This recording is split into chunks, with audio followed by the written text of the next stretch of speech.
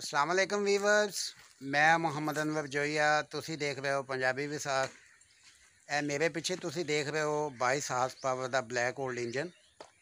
ये जनाब अज इनू स्टार्ट करांगे और अपने वीवर नू दिखावांगे कि यह इंजन किस तरह ए जनाब ट्यूबल पंप के नाल वर्क करता है। यह ट्यूबल टर्बाइन 5 के नाल लगी है जनाब।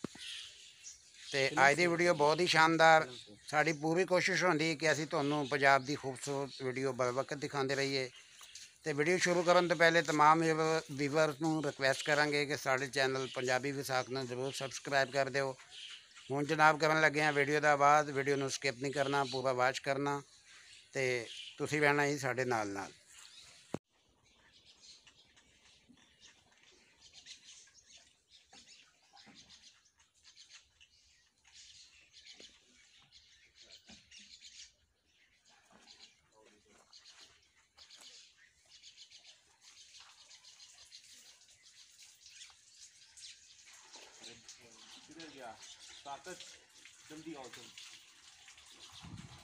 पानी थ्रेला जाता है। नहीं नहीं यार सियातल पानी का भी एक बार चल जाए ना ना पानी चक्कर तो चाची फड़ाई चाची सही चार जोड़े करने देंगे।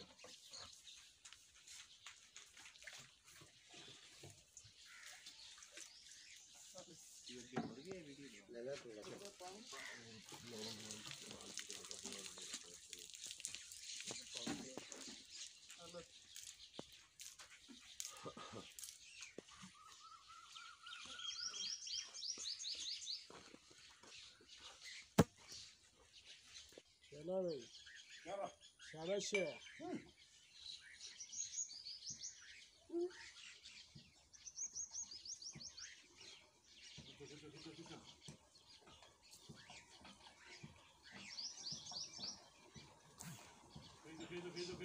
बाबा